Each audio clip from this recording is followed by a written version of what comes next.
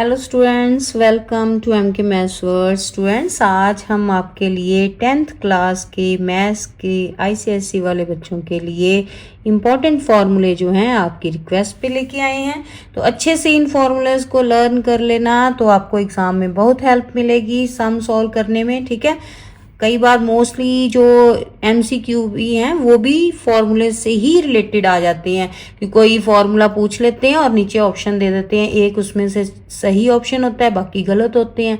कि जो एक्चुअल में फॉर्मूला होगा वही आपको अगर आता होगा तभी आप अच्छे से उसको जो एमसीक्यू है सॉल्व कर सकते हो। ठीक है, तो अच्छे से याद करना, इनको प्रैक्टिस करना अच्छे से। ठीक है, नाउ ये वाले स्टूडेंट जो चैप्टर्स हैं आपको सेकंड टर्म में हैं, तो इनके अकॉर्डिंग हम जो फॉर्मूले हैं वो नोट करवाएंगे। ठीक है, तो अच्छे से उनको लर्न करना।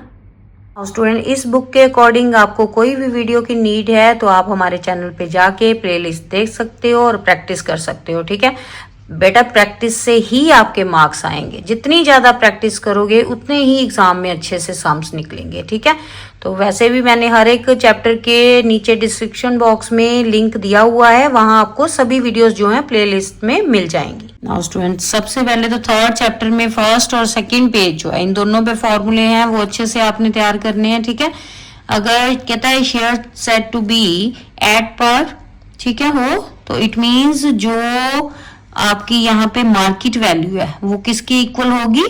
नॉमिनल वैल्यू, यानी कि फेस वैल्यू के इक्वल होगी।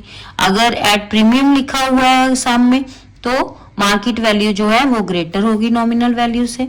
ठीक है, और अगर एट डिस्काउंट लिखा हुआ है, ठीक है, तो मार्केट वैल्यू जो है वो लेस होगी नॉमिनल वैल्यू से। ठीक है, तो अगर तो इफ जैसे मान लो प्रीमियम दिया हुआ है तो नॉमिनल वैल्यू में प्रीमियम ऐड हो जाएगा, वो आ जाएगी market value of one share. ठीक है, अगर डिस्काउंट है तो डिस्काउंट जो है नॉमिनल वैल्यू से क्या हो जाएगा? माइनस। ये याद रखना है, प्रीमियम ऐड हो जाता है और डिस्काउंट माइनस। ठीक है, इसका जो सेकंड पेज है वहां पे ये फॉर्मूले हैं। नंबर ऑफ शेयर्स परचेज कैसे फाइंड आउट करेंगे? Total investment over market value of one share. ठीक है, दोनों को डिवाइड कर दोगे तो वो आ जाएगा नंबर ऑफ शेयर परचेज। और नंबर ऑफ शेयर परचेज अगर टोटल एनुअल इनकम आपको दी हुई है तो उसको आपने इनकम अर्न बाय पर शेयर से डिवाइड कर देना है, तो देन भी आप फाइंड आउट कर सकते हो नंबर ऑफ शेयर्स। ठीक है, नेक्स्ट है second, total investment of means market value जो है ऑल शेयर्स की। ठीक है, अगर टोटल इन्वेस्टमेंट पूछा हुआ है तो जो मार्केट वैल्यू वन शेयर की है उसको नंबर ऑफ शेयर से क्या कर दोगे? मल्टीप्लाई। ठीक है, तो वो आ जाएगी टोटल इन्वेस्टमेंट।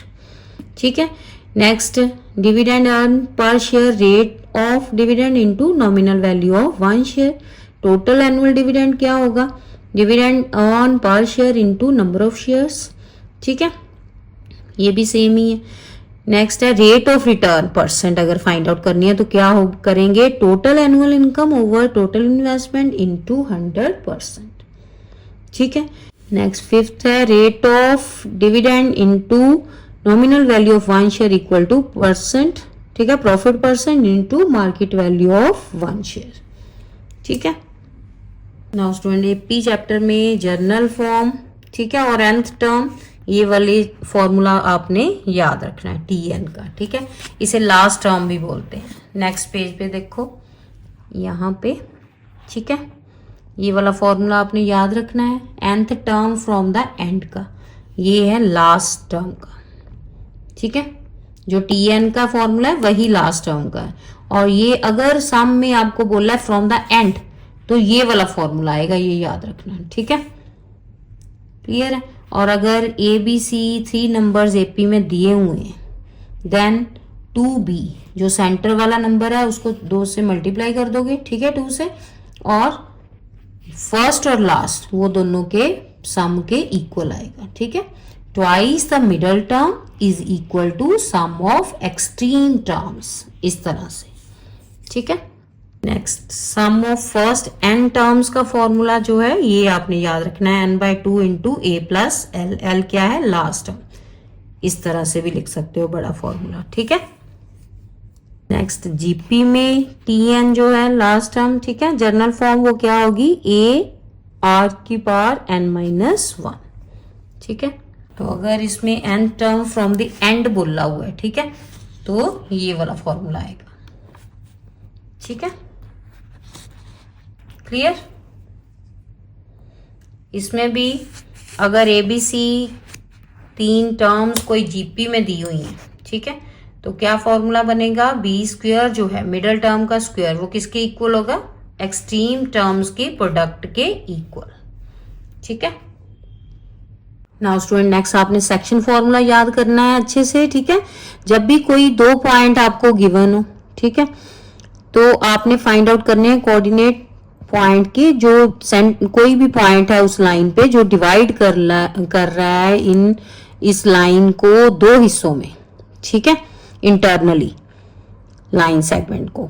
तो वो वाला पॉइंट फाइंड आउट करने के लिए आपको ये वाला फॉर्मूला जो है वो याद रखना है, फर्स्ट पॉइंट एक्स वाला और सेकेंड वाई वाला, ठीक है।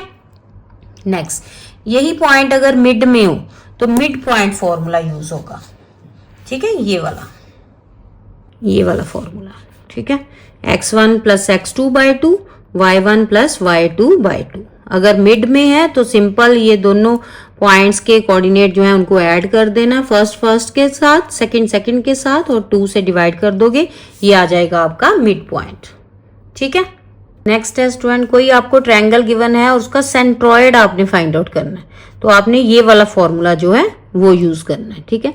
तीनों पॉइंट्स के फर्स्ट पॉइंट ऐड करके 3 से डिवाइड, फिर सेकंड पॉइंट जो है वो ऐड करके 3 से डिवाइड, तो ये वाला फॉर्मूला है सेंट्रॉइड फाइंड आउट करने के लिए, coordinate of centroid of triangle, clear. Students example B एक बार जरूर देख के जाना, ठीक है। नेक्स्ट स्टूडेंट 13 चैप्टर में आपको फॉर्मूले जो हैं वो स्लोप फाइंड आउट करने के लिए, ठीक है, स्लोप इंटरसेप्ट फ्रॉम y, ये वाला फॉर्मूला, 1 पॉइंट फॉर्मूला और 2 पॉइंट फॉर्मूला, तो ये तीनों आपने अच्छे से लर्न करने हैं। जो भी स्टूडेंट आपके चैप्टर जहाँ शुरू होते हैं ना वो फर्स्ट पे तो आपने जरूर रीड करना है, ठीक है।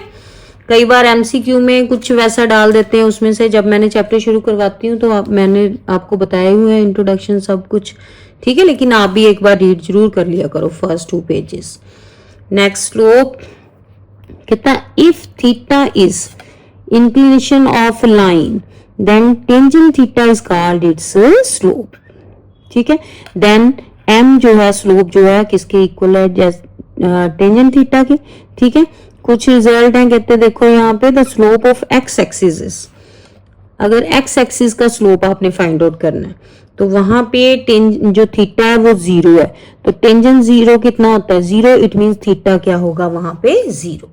तो अगर एंगल जो है वो 90 डिग्री होगा, ठीक है, देन नॉट डिफाइंड आंसर आएगा आपका, ठीक है। Slope of any line parallel to y axis, ठीक है, वर्टिकल लाइन जो है, तो वहां पे m इक्वल टू हो जाएगा ना, परपेंडिकुलर लाइन होती है ना वर्टिकल लाइन, तो 90 हो गया, टेंजेंट 90 कितना होता है, नॉट डिफाइंड होता है, वो तो इन्फिनिटी होता है, ठीक है। तो ये आपने याद रखना है स्लोप, ठीक है, 2 पॉइंट्स का, ठीक है। नेक्स्ट अगर स्टूडेंट इक्वेशन दे दे वो लाइन की, इक्वेशन ऑफ लाइन दी हो आपको, देन आप सीधे ही फॉर्मूला जो है वो लगा सकते हो, क्या, minus coefficient of x over coefficient of y, यानी कि डायरेक्ट ही आप ये जो स्लोप है उसका फाइंड आउट करना है किसी भी इक्वेशन का, तो आप सीधे ही वो y2 माइनस ये वाली एक तो है ना, ठीक है, फॉर्मूले ये वाले, ठीक है, और एक ये फॉर्मूला है, सीधा ही डायरेक्ट ही आप लगा सकते हो, जो भी आपको इक्वेशन दी हुई है वहां से जो स्लोप है क्या आएगा, m equal to minus a का कोफिशिएंट ओवर b, ठीक है, y का कोफिशिएंट, x का कोफिशिएंट ओवर y का कोफिशिएंट, ठीक है, a over b minus a over b, clear. तो ये एग्जांपल दे रखी है यहाँ पे देखो, तो इस लाइन का सीधे ही स्लोप क्या हुआ, ये -2 ओवर -5, तो माइनस कैंसिल हो गए, 2/5 आ गया स्लोप सीधे ही।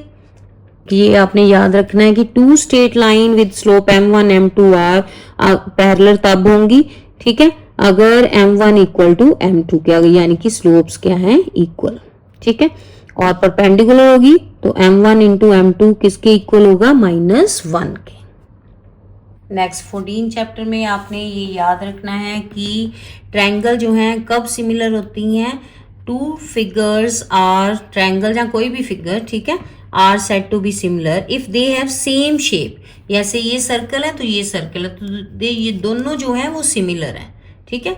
जो शेप है वही हमने देखनी है, साइज नहीं मैटर करता, ठीक है। साइज नहीं जरूरी कि सेम साइज के भी होने चाहिए, शेप सेम होनी चाहिए, ठीक है। देन दोनों जो हैं शेप्स, फिगर जो हैं वो सिमिलर होगी, ठीक है। नेक्स्ट ट्रायंगल की सिमिलरिटी बतानी है तो वो आपने ये वाले जो हैं इसके, ठीक है, एक्सियोम वो याद रखने हैं। ए रूल, ठीक है, SAS और SSS, ठीक है, सिमिलैरिटी के रूल। एक इसमें ये आपने BPT थ्योरम जो है वो याद रखनी है, इसका रिजल्ट, ठीक है, कि क्या है BPT थ्योरम कि a line drawn parallel to one side, अगर कोई लाइन जैसे ये वाली लाइन है वो इस लाइन के पैरेलल है, ठीक है, of triangle divides the other two sides proportionally, ये जो दोनों साइड्स हैं इनको प्रोपोर्शनली क्या करेंगी, डिवाइड, यानी कि ये, ठीक है, ये वाला रिजल्ट ये आपने इसका याद रखना है कि बाय BPT हम क्या लिख सकते हैं कि ये वाली दोनों रेशियो जो हैं वो क्या होंगी, इक्वल, ठीक है। और एक बात स्टूडेंट की जिन भी सम्स या एग्जाम्पल में आपको इस तरह से दे रखा है ना कि ये ICSE में 2016 में आया हुआ है या कोई भी और, ठीक है, जैसे यहाँ पे हैं, ठीक है, ये वाले MCQ, ये देखो, तो ये आपने छोड़ने नहीं है, ये जरूर करने हैं, ठीक है। स्टूडेंट 18 चैप्टर है, ठीक है, मोस्ट इम्पॉर्टेंट है, तो यहाँ पे तो बहुत सारे फॉर्मूले हैं जो आपको याद रखने पड़ेंगे, ठीक है। तो आप शेप वाइज जो है उनके फॉर्मूले याद रखना। जैसे सबसे पहले सिलेंडर का एक्सरसाइज है आपके, ठीक है, तो सिलेंडर वाले सभी फॉर्मूले, आप इन सभी फॉर्मूलेस को ना एक पिन पेज लेके उस पर लिख लो सबको, फिर उनको लर्न करो। 2-3 दिन हैं अभी आपके पास, 2 दिन है ना, तो उसमें आपको अच्छे से रिवाइज कर लेने हैं, ठीक है। पहले लर्न करो फिर किसी को कहो कि आपसे सुन ले, ठीक है। जैसे यहाँ पे सिलेंडर के फॉर्मूले हैं, एरिया बेस क्या है, इसका सर्कल है ना, तो सर्कल का एरिया πr², पेरीमीटर सरकमफ्रेंस यानी कि उसका 2πr, ठीक है। तो इस तरह से ये वाले फॉर्मूले जो हैं, curved surface area 2πrh cylinder का, ये हाइट है, ये रेडियस, ठीक है, तो ये वॉल्यूम जो है πr²h, total surface area 2πr bracket h+r, ठीक है। नेक्स्ट है होलो सिलेंडर की जो अंदर से खाली है, तो उसके लिए थिकनेस जो है कैसे फाइंड आउट करेंगे, capital R minus small r, ठीक है।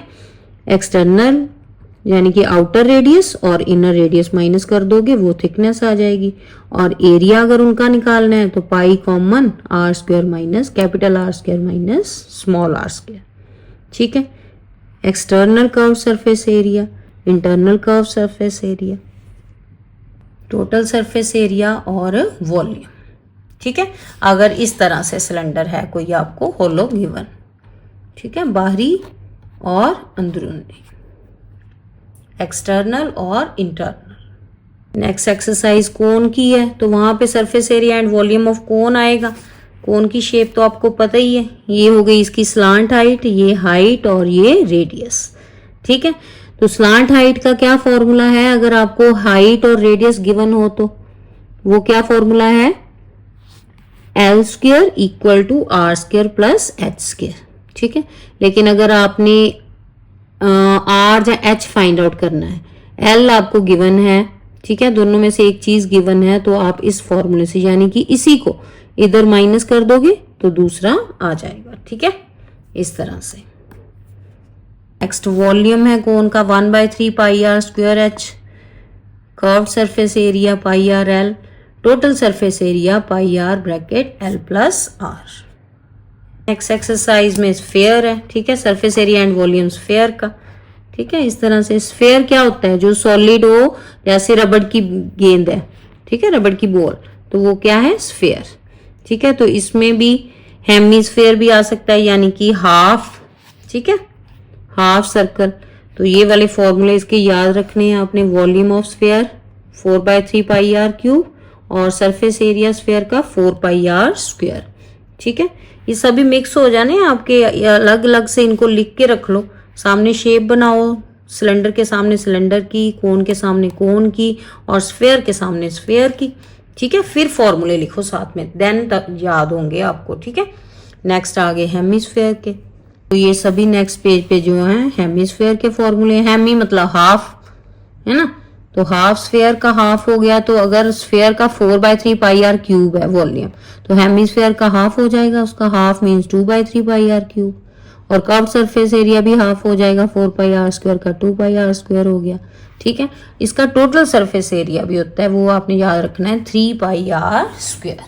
ठीक है, ये अगेन, ठीक है, एक्सटर्नल और इंटरनल जो होलो सिलेंडर हेमिस्फीयर आ जाए उसके ये सभी फॉर्मूले आपने लर्न करने। नेक्स्ट लास्ट जो चैप्टर है इसमें ये सभी आपको ट्रिग्नोमेट्री के फॉर्मूले जो हैं, ये टी रेशो ये याद रखने हैं। ठीक है, कोई भी राइट एंगल ट्रायंगल हो वहां पे ये वाले फॉर्मूले यूज करते हैं। ठीक है, तो ये जब मैंने ये चैप्टर करवाया उसमें शुरू में मैंने डिटेल से आपको सभी फॉर्मूले जो हैं बताए हुए हैं। वैसे भी ये आपकी बुक पे फर्स्ट पेज पे सभी फॉर्मूले गिवन है। ठीक है, वो पंडित बद्री प्रसाद हर हर बोले वाला फॉर्मूला आप याद रख सकते हो वहां से। ठीक है, तो ये आपने रिजल्ट इनके याद रखने हैं कि साइन थीटा जो है 1 कोसेकेंट थीटा के इक्वल होता है, ऐसे इसका रेसिप्रोकल हो जाएगा कोसेकेंट थीटा 1/sin थीटा के। ठीक है, तो ये सभी जो रिजल्ट हैं यहाँ पे दिए हुए हैं आपने याद रखने हैं। टेंजेंट थीटा किसके इक्वल होता है, sine theta over cos theta के। ठीक है, स्क्वायर का रिलेशन क्या है, sine square plus cos square theta किसके इक्वल होता है, 1 के। और साइन स्क्वायर थीटा अगर इस तरफ रहे तो कॉस स्क्वायर उधर जाके माइनस ही हो जाएगा। ठीक है, तरह से ये वाले फॉर्मूले, तो अगर आपने सम्स अच्छे से प्रैक्टिस की है तो आपको पता होगा ये वाले फॉर्मूले यूज हुए हैं कितनी बार वहां पे। और अच्छे से प्रैक्टिस स्टूडेंट, इस बुक के अकॉर्डिंग आपको कोई भी वीडियो की नीड है तो आप हमारे चैनल पे जाके प्लेलिस्ट देख सकते हो और प्रैक्टिस कर सकते हो। ठीक है, बेटा प्रैक्टिस से ही आपके मार्क्स आएंगे, जितनी ज्यादा प्रैक्टिस करोगे उतने ही एग्जाम में अच्छे से सम्स निकलेंगे। ठीक है, तो वैसे भी मैंने हर एक चैप्टर के नीचे डिस्क्रिप्शन बॉक्स में लिंक दिया हुआ है, वहां आपको सभी वीडियोस जो हैं प्लेलिस्ट में मिल जाएंगी। ठीक है, बेस्ट ऑफ लक। वीडियो को लाइक शेयर जरूर करें। Thank you.